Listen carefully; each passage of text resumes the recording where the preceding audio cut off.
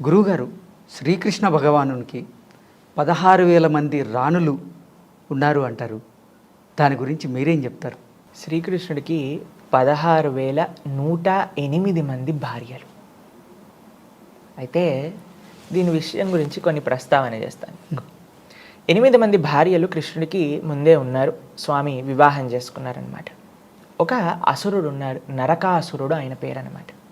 ఆయన ఏం చేశారు అని అంటే 16,100 మంది రాకుమారులను తన యొక్క రాజ్యంలో బందీలుగా పెట్టుకున్నారనమాట.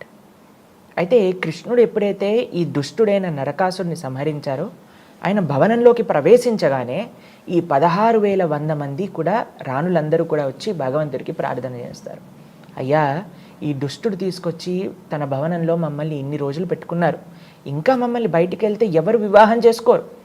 కానీ వాళ్ళు ఎప్పుడైతే కృష్ణుని చూశారనుకోండి, అందరికీ కూడా ఆ భక్తి భావన చేత మీరే మాకు పతి అవ్వాలి అని ప్రార్థన చేశారనమాట కృష్ణుడిని. అయితే భగవంతుడండి ఎంతమంది యొక్క కోరికలైనా తీర్చేయగలిగే శక్తి ఉన్నారు ఆయనకి. ఇప్పుడు చూడండి, వెంకటేశ్వర స్వామి దగ్గరికి ప్రతి నిత్యం ఎన్ని వేల మంది భక్తులు వెళ్తున్నారండి.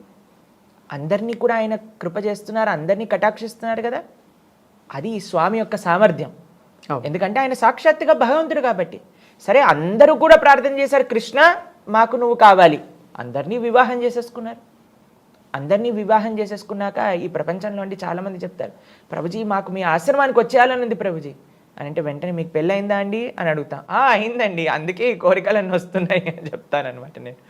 ఎందుకనంటే అండి, ఒక గృహస్థాశ్రమాన్ని, ఒక కుటుంబాన్ని మనం జాగ్రత్తగా చూసుకోవాలి అని అంటే అది చాలా కష్టమైన విషయం అండి.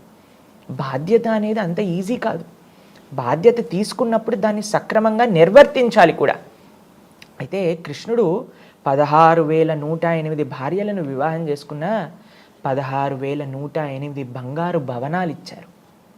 మీకు ఇంకొక విశేషం చెప్పనా అండి, 16,108 స్వరూపాలతో కృష్ణుడు ప్రతి ఒక్క రాణి దగ్గర ఉండేవారనమాట. అంతేకాని ఒకరోజు ఒక రాణి దగ్గర, ఇంకో రోజు ఇంకో రాణి దగ్గర కాదు. 16,108 స్వరూపాలతో ఒకటే సమయంలో అందరి దగ్గర ఉండేవారనమాట. నారదుడు ఒకసారి ద్వారకకు వచ్చి అసలు కృష్ణుడు ఏం చేస్తున్నాడు అని చూసేసరికి ఒక భవనంలో రుక్మిణితో మాట్లాడుతున్నారు, ఇంకో భవనంతో సత్యభామతో చెస్ ఆడుతున్నారు, ఇంకో భవనంలో సంధ్యావందనం చేస్తున్నారు, ఇంకో భవనంలో పేదవాళ్ళకి దానం ఇస్తున్నారు, ఇంకో భవనంలో ఉద్ధవుడితో మాట్లాడుతున్నారు, ఇంకో భవనంలో బ్రాహ్మణులకి చక్కగా సేవ చేస్తూ ఉన్నారు, ఇంకో భవనంలో చూసేసరికి బ్రహ్మాండంగా ఆరాధన చేసుకుంటూ ఉన్నారు, ఇంకో భవనంలో ధ్యానం చేస్తూ ఉన్నారు. 16,108 భవనాలలో ఒకటే ఒకసారి స్వామి ఉండగలుగుతారు. అలా ఈ ప్రపంచంలో ఎవరైనా ఉండగలుగుతారా అండి? నేను మీతో షూటింగ్ చేస్తూ పై స్టూడియోలో షూటింగ్ చేస్తూ కింద స్టూడియోలో షూటింగ్ చేస్తూ ఒకసారి చేయగలుగుతామా? సాధ్యం కాదు. అది జీవుడు, అది భగవంతుడు అన్నమాట. కాబట్టి భగవంతుని ప్రశ్నిస్తారు చాలామంది, ఎందుకు కృష్ణుడు ఇంతమంది వివాహాలు చేసుకున్నారు? ఎందుకంటే ఆయనకు ఆ సామర్థ్యం, ఆయనకు ఆ శక్తి, ఆయనకు ఆ తత్వం ఉంది కాబట్టి. కృష్ణుడిని అందరూ కూడా ఏమంటారో తెలుసా అండి, 16,108 వివాహాలు చేసుకున్నారు, ఎంత అన్యాయం ఇది అని అంటారు. కానీ మేమెందుకు చేసుకోకూడదు అని కూడా కొంతమంది అడుగుతారండి ఈ ప్రపంచంలో. వాళ్ళకి ఆన్సర్ ఏంటో తెలుసా? మీరు ఫస్ట్ గోవర్ధనాన్ని ఎత్తండి, ఫస్ట్ కాళీయుడిని దమన చేయండి, పూతనని సంహరించండి. ఒకసారి బృందావనంలో మొత్తం ఆ ఫారెస్ట్ మొత్తం కూడా అగ్ని పడుతుందన్నమాట.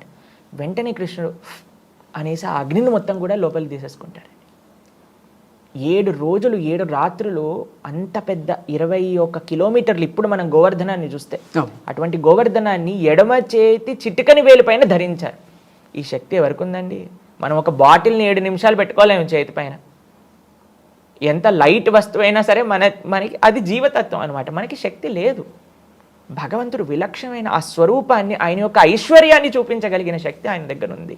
కేవలం ఆయన వివాహాలు చేసుకోలేదండి, ప్రతి ఒక్కరికి కూడా తన గృహస్థ ఆశ్రమ బాధ్యతలన్నీ కూడా చక్కగా చేశారు. ఇది భగవతత్వం. భగవంతుని మనం ఆశ్రయించాలే తప్ప భగవంతుణ్ణి అనుకరించకూడదు. మీకు నిజంగా భగవంతుని అనుకరించాలి అని అనుకుంటే రాముణ్ణి అనుకరించాలి. ఎందుకంటే ఆయన అవతార ప్రయోజనమే అది, ధర్మాన్ని నిరూపించడానికి. కానీ కృష్ణుడి యొక్క అవతార ప్రయోజనం ఏంటో తెలుసా అండి? ఆ భగవతత్వాన్ని ప్రచారం చేయడానికి అనమాట. భగవంతుడి యొక్క ఐశ్వర్యాన్ని, భగవంతుడి యొక్క లీలలని, భగవంతుడి యొక్క శక్తిని చూపించేది కృష్ణ అవతారం. కాబట్టి రాముడు చేసిన ఆ పనులన్నింటినీ కూడా మనం అనుకరించవచ్చు. కృష్ణుడు చెప్పినవి మనం ఆచరించాలి. రామాయణాన్ని మొత్తం కూడా మనం చక్కగా ఆయనను ఆదర్శంగా ఏకపత్ని వ్రతాన్ని, పితృవాక్య పరిపాలనని, సత్యాన్ని, ధర్మాన్ని వీటిని మనం చక్కగా అనుకరించవచ్చు. కానీ కృష్ణుడు చెప్పిన తత్వాన్ని ఏంటి తెలుసా అండి? కృష్ణుడు మాట్లాడినది, కృష్ణుడు ఉపదేశం చేసింది ఏంటది? భగవద్గీత. అటువంటి భగవద్గీతని చదవాలి, ఆ భగవద్గీతలో ఉండే విశేషాలను ఆచరిస్తూ ఉండాలన్నమాట. అందుకే మనం ఏదైనా చిన్న మెషిన్ కొన్నా అండి, దానికి ఒక మాన్యువల్ అనేది వస్తుంది. ఎలా ఈ మెషిన్ని వాడాలి, ఏ బటన్ నొక్కితే ఏమవుతుంది అని అన్నీ కూడా రాసి ఉంటుంది.